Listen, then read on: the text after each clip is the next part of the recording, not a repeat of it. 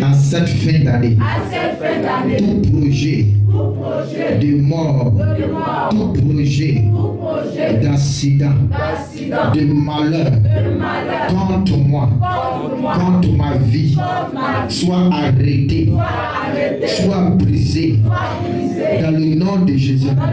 Seigneur Jésus, à cette fin d'année, là où il y a l'autel qui était bâti dans ma famille, à cette fin d'année, il cherche le sang.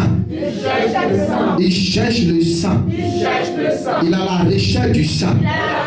Je commande par la puissance de l'Éternel que cet autel familial soit renversé, soit brisé dans le nom de Jésus.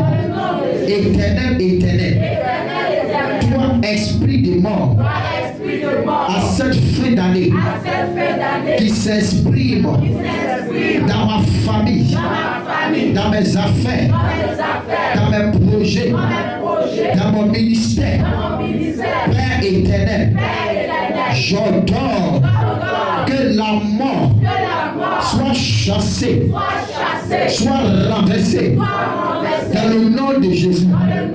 Éternel, éternel, tout cercueil qui était préparé dans le monde spirituel contre moi ce matin, je déclare par la puissance de l'Éternel que ce cercueil soit brisé, tout tombeau de mort sur laquelle le nom de ma famille était moissonné, est inscrit dans le monde spirituel.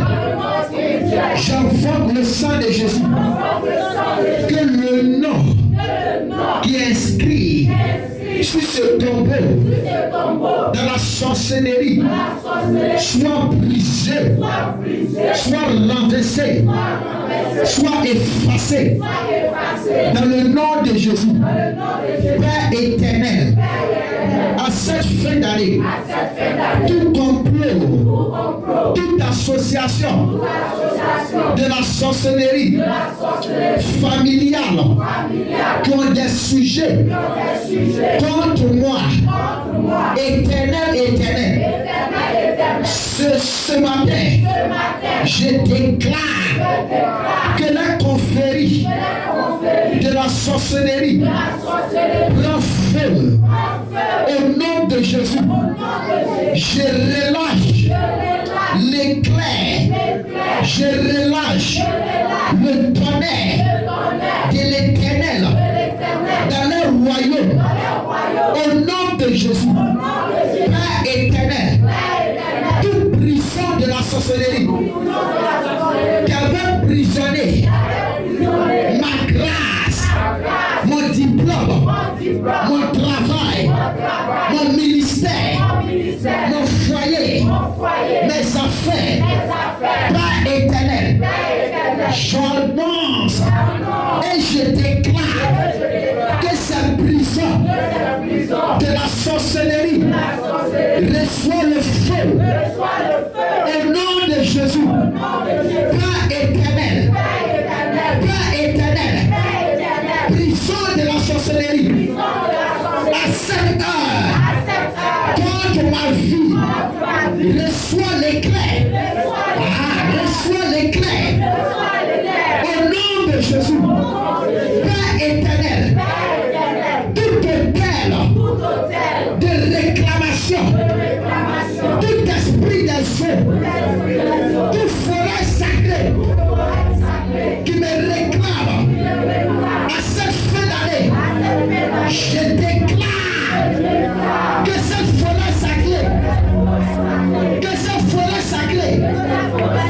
reçoit le feu au nom de Jésus. Au nom de Jésus.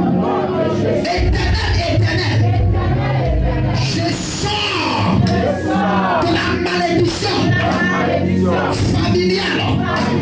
Là où dans ma famille, il y a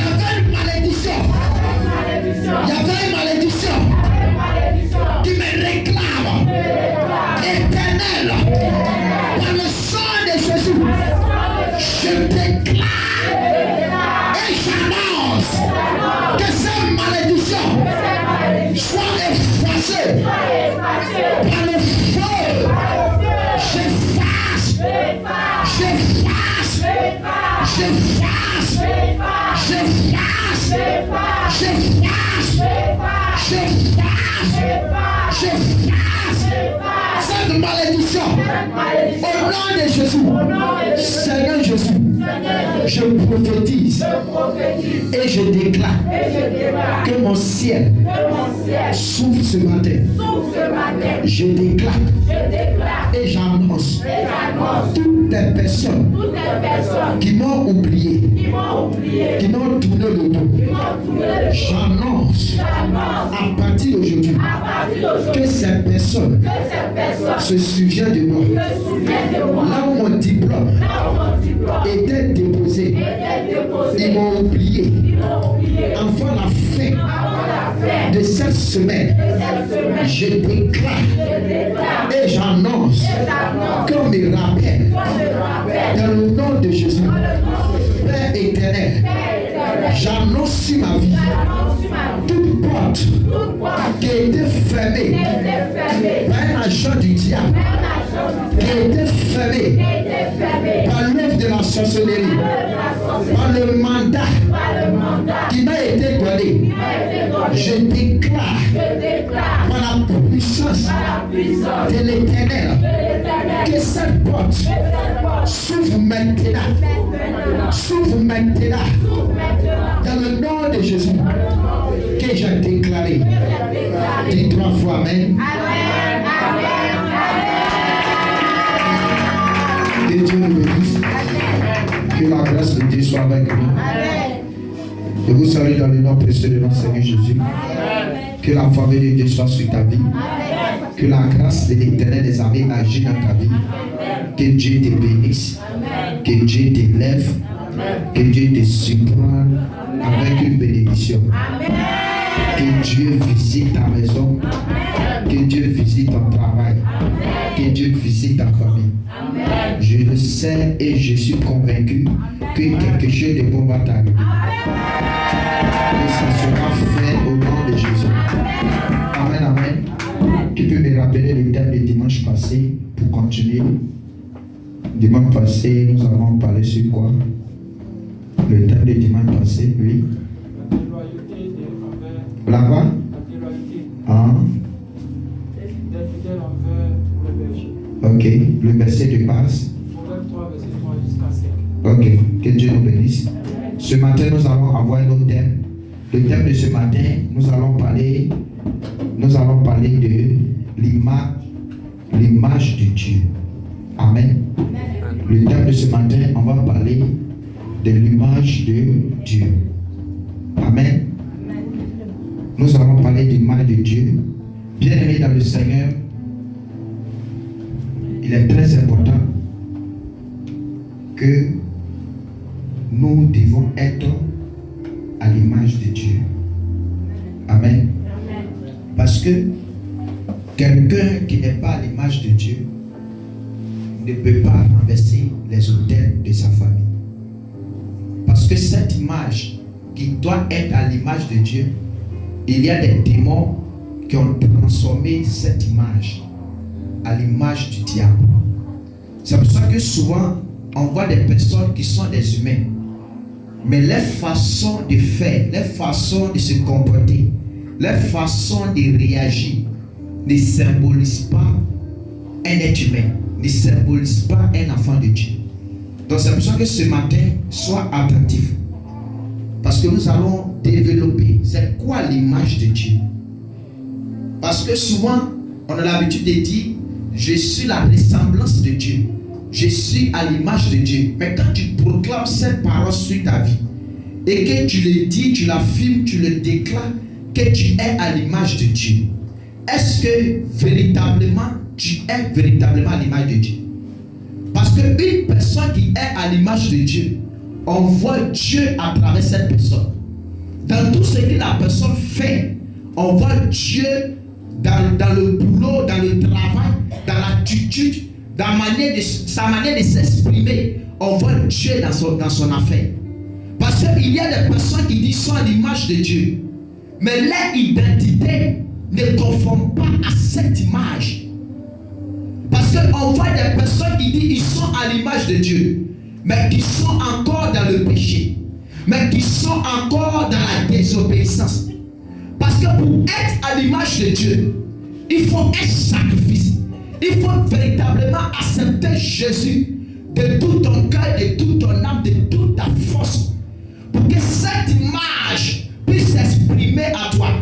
Il y a des personnes qui se proclament je suis à l'image de Dieu, mais pourtant l'image de Dieu n'est pas à eux. C'est pour ça que lien de famille a le droit de bloquer ta vie. Il y a même des personnes qui disent que j'ai la puissance de Dieu à moi. Je suis à l'image de Dieu, mais ces personnes ont peur des sorciers. Il y a des personnes qui disent j'ai l'image de Dieu à moi, mais il y a des personnes qui meurent par une maladie. Il y a des personnes qui disent j'ai l'image de Dieu à moi, mais ces personnes, leur vie n'avance pas. Amen. Parce que l'image de Dieu est une identité qui reflète notre vie chrétienne. Amen. Parce qu'on voit des catégories de chrétiens qui disent qu'ils sont à l'image de Dieu, mais ces personnes ont deux vies. À l'église, il a sa manière de vivre. À l'église, il a sa manière de se comporter. À l'église, il a sa manière de faire. Mais en dehors de l'église, il a une autre image qu'il présente dehors. Même ses entourages ne savent pas que celui-ci ou celle-là est chrétien. Amen. Amen. Parce que Paul a dit, c'est le plus moi qui vis, mais c'est le Saint-Esprit qui vit en moi. Donc si le Saint-Esprit vient en toi, tu dois refléter la gloire de Dieu sur ta vie. Pour pouvoir refléter la gloire de Dieu, il faut que ton image soit propre. Il faut que ton image soit parfaite. Il faut que ton image soit authentique. Parce que plein, ils se disent sans l'image de Dieu, mais Dieu les a rejetés. Ils ne sont pas sur l'image. Pourquoi? À cause de leur comportement. On voit des chrétiens qui ont des gros cœurs. On voit des chrétiens qui ne savent pas parler à leur projet. On voit des chrétiens qui disent chrétiens, qui ne parlent pas avec leurs proches. Ils se disent chrétiens, mais qui n'aiment pas partager. Ils se disent chrétiens, ils sont remplis de l'orgueil. Ils sont remplis de la jalousie. Ils sont remplis de la méchanceté.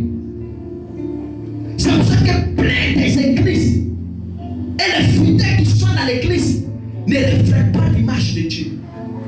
Parce que tu dis que tu es chrétien. Le mot chrétien symbolise petit Christ. Mais est-ce que tu fais ce que Christ a fait? Est-ce que tu marches dans les parvis de Christ?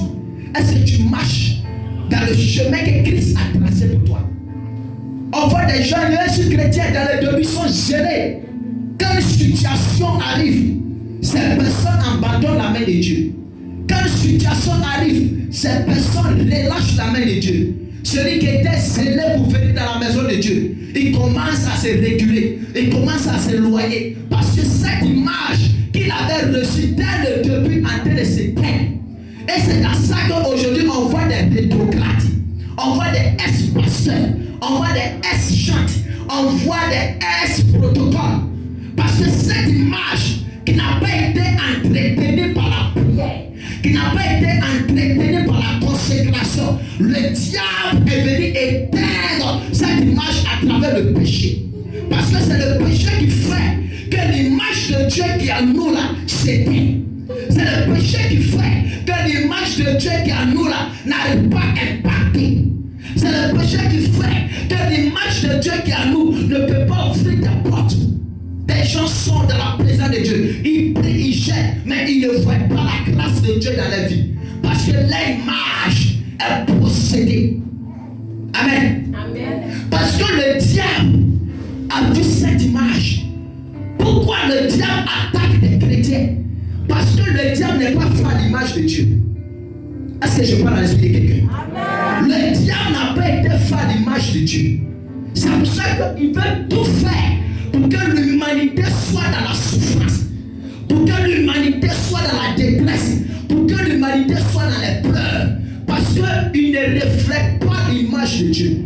Bien aimé, écoute-moi bien. On voit aujourd'hui que le diable aussi détient une puissance. Amen. Parce qu'il y a des personnes qui disent qu'ils sont chrétiens, mais qui croient à la puissance du diable. Pourquoi? On voit des gens qui disent qu'ils sont chrétiens, mais qui vont chez les marabouts. Le fait d'aller chez un charlatan, le fait d'aller chez un marabout, c'est parce que tu crois que ce marabout détient une puissance qu'il puisse te transférer cette puissance pour que ta situation change. Et ces charlatans, ces marabouts sont des serviteurs de Lucifer, sont des serviteurs du diable. Et ces personnes qui disent qu'ils sont chrétiens, ils se laissent déléguer par ces personnes. Amen. Est-ce que je parle à quelqu'un? On va prendre nos Bibles. On va lire Genèse 1, verset 26 à 27. Une autre personne prépare Genèse 9, verset 6. On fait vite pour gagner le temps. Genèse 1, verset 26 à 27. Puis Dieu dit. Une autre personne prépare Genèse 9, verset 6. Oui, vas-y. Faisons l'homme à notre image. Et Dieu dit, faisons l'homme à notre image et notre ressemblance. Et qu'il domine sur les poissons de la mer, sur les oiseaux du ciel, sur le bétail, sur toute la terre, et sur toutes les reptiles qui rampent sur la terre. Amen. Bien aimé, quand j'ai lu ce verset, on peut s'asseoir dans la présence de Dieu. Quand j'ai lu ce verset, parce qu'il dit, faisons l'homme à notre image. Et lorsqu'il a fait l'homme à son image, donc j'ai compris dans ma philosophie que l'homme n'est pas un homme terrestre, mais c'est un homme qui est rempli de l'esprit. Parce que quelqu'un qui a le pouvoir de dominer des reptiles, de dominer des serpents, de dominer des poissons, de nommer des poissons, de nommer des animaux, parce que tu as une domination en toi. Mais beaucoup de chrétiens ont été cette domination. Tu vois, dans ta vie, tu penses que, comme dans ma famille, personne n'est arrivé là. Ça, c'est notre coutume. Nous, dans notre famille, là, on ne le suit pas. Nous, dans notre famille, là, on ne se marie pas. Nous, dans notre famille, là, personne n'a voyagé. Nous, dans notre famille, là, personne n'a construit. Bien aimé, arrête de penser comme ça. Tu as la domination de Dieu en toi. Tu as la puissance de son image en toi. Parce que nous faisons l'homme à notre image. Donc l'homme n'est pas n'importe qui. L'homme reflète la gloire de Dieu. L'homme reflète Dieu lui-même sur terre. Parce que quelqu'un qui a le pouvoir de nommer un animal, de nommer un oiseau, c'est parce qu'il détient une domination. Amen. Est-ce que tu crois à cette domination que Dieu t'a donnée? Tu as le pouvoir, tu as la domination de renverser les auteurs qui parlent dans ta famille. Tu as la domination de changer la malédiction qui parle dans ta famille. Tu as la domination d'arrêter la sécheresse, la mort prématurée, la mort précoce qui parle dans ta famille. Parce que la domination de Dieu en toi, il dit faisons l'homme à notre image. Donc lorsqu'on fait l'homme à son image, l'homme a une dimension de supériorité pour pouvoir dominer sur cette terre. Quand une personne opère dans sa domination, même les agents du diable ont peur de toi. Quand une personne détient sa domination, aucun agent de sorcier ne peut s'arrêter devant toi. Parce que la puissance de Dieu est en toi. Les chrétiens n'opèrent pas dans leur domination. C'est pour ça que quelqu'un dans le secret, à cette fin d'année, va appeler le nom de ta famille. Et ton image va apparaître dans un canadien. On dit ton image. C'est pour ça que regarde bien. Quand les mystiques veulent faire du mal à leurs victimes, souvent ils demandent quelque chose qui appartient à leurs victimes. On peut dire qu'il faut chercher à envoyer ses chaussures. On peut dire qu'il faut chercher à envoyer son éponge. On peut dire qu'il faut chercher à envoyer peut-être ses biens, je ne sais pas quoi. Parce que ton image est dans la chose que tu appliques régulièrement sur ton corps.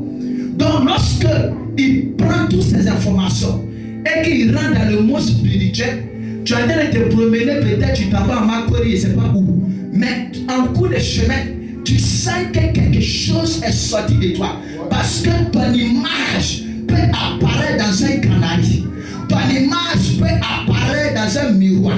C'est pour ça que des films que souvent on regarde, c'est vrai, ce sont les symbolismes des films, mais ce sont les choses qui sont réelles. C'est comme ça les mystiques travaillent. Et tous ceux qui vont vouloir programmer dans le monde spirituel, c'est ce qui va arriver. On peut prendre un couteau pour poignarder l'image à travers ta poitrine. Tu ne comprends pas, j'ai du douleur dans mon cœur. Ma poitrine me fait mal, mes seins me font mal, ma tête me fait mal. Parce que c'est ce qu'ils vont faire dans le monde spirituel à travers ton image qui est en train d'avoir une effet sur ta vie. Amen. Mais quelqu'un qui est dans sa domination, domination. Quelqu'un qui est posé dans sa domination. Aucun sorcier n'est pas appelé son image dans un canari. Aucun sorcier n'est pas appelé son image dans une eau. Aucun sorcier n'est pas appelé son image dans un miroir. Pourquoi? Parce que Dieu a dit, faisons l'homme à notre image. Donc lorsque ton image apparaît dans un miroir, ce n'est pas ton image, mais c'est l'image de Dieu. Papa dit amen bien. Amen. Dieu dit, faisons l'homme à notre image. Je n'ai pas d'image qui appartient à Dieu. Parce qu'il y a des images qui sont transformées. Et les images qui sont transformées, c'est eux que les sorciers peuvent appeler dans le monde des ténèbres. Les images qui sont transformées, c'est eux que les sorciers peuvent manipuler. Mais l'image qui est véritablement faisant l'homme à notre image, qui est de Dieu, aucun sorcier n'est pas appelé ça. Parce que même si l'image apparaît, ton image est un message. Ton image est une puissance, est une domination. Lorsqu'ils vont vouloir faire des incarnations pour pouvoir nuire cette image, la puissance et la domination qui reflètent cette image va les impacter, va les toucher, va les délivrer, va les restaurer. Amen. Parce que ton image est l'image de Dieu. Donc quand ça sort là-bas, ils ont mal fait d'appeler ton image. Yes. Elle vient annoncer un témoignage. Amen. Elle vient annoncer un témoignage. Parce que cette image va les déloger, cette image va les bousculer. Mais si ton image n'appartient pas à Christ, c'est par là qu'ils vont bloquer ta vie. On dit dans cette famille, ils sont belles. On va attacher ton image. Ils vont enchaîner ton image. Il a un don, elle a un don, mais elle ne peut pas se développer. Parce qu'ils ont attaché ce don, ils ont attaché cette image, ils ont mis au milieu de bois et ils ont pris chaîne pour attacher. Tant que cette image qui était en captivité n'a pas été détachée, partout où tu vas rentrer, tu seras humilié. Partout où tu vas rentrer, tu vas échouer. Partout où tu vas rentrer, tu vas avoir la tête abaissée. Donc c'est pour ça que Dieu nous donne la capacité, Dieu nous donne la puissance de vaincre ces images. Amen. De la sorcellerie. Amen, amen. On va lire Genèse 9, verset 6. Prends Genèse 9, verset 6. 9, verset 6. Oui. Il dit quoi là-bas? La parole de Dieu. Oui. Il dit qui verse le sang d'un humain par un humain aura son sang versé. Car l'être humain a été fait en sorte d'être l'image de Dieu. Amen. Vous voyez? Qui comprend ce que je veux dire? On dit quiconque verse le sang humain fait quoi? Qui verse le sang humain par un humain aura son sang versé. Amen. Quiconque verse le sang humain d'un humain aura son sang versé. Ça veut dire qu'on voit des personnes aujourd'hui qui n'ont pas peur de tuer quelqu'un, qui n'ont pas peur de détruire la vie d'une personne, qui n'ont pas peur de gorger une personne, qui n'ont pas peur de tuer une personne. La Bible ici a été dit, si quelqu'un verse le sang d'un humain, parce que l'humain, cette personne va voir des conséquences sur sa vie. Parce que cette personne, il a l'image de Dieu. C'est comme si la personne décide de verser le sang de quelqu'un à cause de l'image de Dieu qui est dans cette personne-là. C'est comme si la personne peut aller en guerre avec Dieu. C'est pour ça qu'il est très attention, de faire très attention de ne pas tuer. Il y a des personnes, quand ils voient l'homme, ils tuent l'homme comme poulet. L'homme même ne leur dit rien. L'homme même ne leur fait rien pour eux. Écoute-moi qu'il y a des retombées. Aujourd'hui, tu fais, tu ne vois rien. Mais demain, dans les temps à venir, sa conséquence va venir sur ta vie. C'est pour ça que les ritualistes, ils versent le sang humain. À cette fin d'année, il y a d'autres qui sont en train de renouveler la fétiche. Il y a d'autres qui cherchent a nourri la fétiche avec le sang. À travers quoi? L'image de cette personne. Tu peux être, je ne sais pas, Korogo. Il va s'arrêter sur le terre et va appeler le nom de sa victime. Aujourd'hui là, voici toi là. Je t'offre, je te sacrifie. Bois son sang. Et automatiquement que le mot d'ordre est donné à ce fétiche-là, il a le droit maintenant de te poursuivre pour boire ton sang. Parce que tu as été sacrifié à lui. Amen. C'est pour ça que fais attention. Sois accroché à notre Seigneur Jésus. Marche dans les pavés de Dieu. Marche dans la volonté parfaite de Dieu. Pour ne pas que ton image soit appelée dans le monde spirituel. On voit des personnes qui sont arrêtées, qui sont en train de faire l'œuvre de Dieu. Point oui, point non, il tombe. Il ne se lève plus. Parce que son image était configurée dans le monde spirituel. Je déclare dans le nom de Jésus. Partout là où ton image a été mise. Et si ton image, ils ont déclaré une parole de malédiction. Que cela soit effacé au nom de Jésus. C'est pour ça que quand tu pries, dis à Dieu d'éclairer ton image. Il y a des gens qui sont là, leur image est sale. Il y a des gens qui sont là, leur image est dans l'obscurité. Il y a des gens qui sont là, ils s'appuient sur son intelligence. Ils s'appuient sur sa grâce. Ils s'appuient sur ses connaissances. Mais il vit que des miettes. Parce que son image est sale. Amen. Parce que cette image qui en toi est pour Dieu. Et le diable est un menteur, est un trompeur, est un accusateur. Il vient mettre une étiquette, il vient mettre quelque chose de puissant sur toi. Et partout où tu passes, c'est cette image qui te reflète. Quand les gens te voient, oui, ma soeur, tu me plais bien, mais on a pris quelqu'un d'autre à ta place. Quand quelqu'un te voit, oui, ma soeur, vraiment, tu es une vraie, tu as des bonnes grâces, mais on a préféré prendre quelqu'un d'autre à ta place. Pourquoi? Parce que cette image-là t'empêche de rentrer dans ta grâce. Quelle est ton image? Quelle est l'identité de ton image? Quelle est l'attitude de ton image? C'est pour ça que souvent on accuse les sorciers, mais pourtant le diable même a déjà fait son travail. Il y a des gens en bas qui naissent, l'étoile a été déjà changée depuis la naissance. Quelqu'un qui est venu dans ce monde pour réussir, quelqu'un qui est venu dans ce monde pour bouleverser le monde. Mais le diable, voyant son étoile, a changé l'étoile de cette personne. Parce que à quelque part, il y a une faiblesse sur ton image. Parce que tant que ton image n'est pas faite, aucun sorcier ne peut détenir ton image. Aucun sorcier ne peut éteindre ton image. Aucun démon ne peut ruiner ton image. Parce que ton image reflète la puissance de Dieu. Ton image reflète l'autorité de Dieu. Ton image reflète la gloire de Dieu. Ton image reflète celle qui doit rentrer dans sa destinée. Ton image reflète celle qui doit voyager. Ton image reflète celle qui doit être internationale. Si tu ne dis pas même bien, tu ne verras pas sa grâce. Écoute-moi bien. Ce n'est pas le fait de dire non, je suis fort. Je connais. Je sais faire ça, plus que ça. Il s'agit de ton image. Vous ne remarquez pas qu'il y a des personnes, partout ils rentrent, ils échouent. Pourtant les autres, quand ils viennent, ils reçoivent. Peut-être quand tu es en train de vendre, tu es combattu.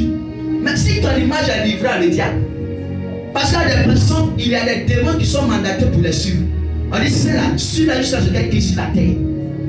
Donc lorsque quelqu'un te voit, lui, ta manière de parler, la personne sent quelque chose de particulier dans cette voix.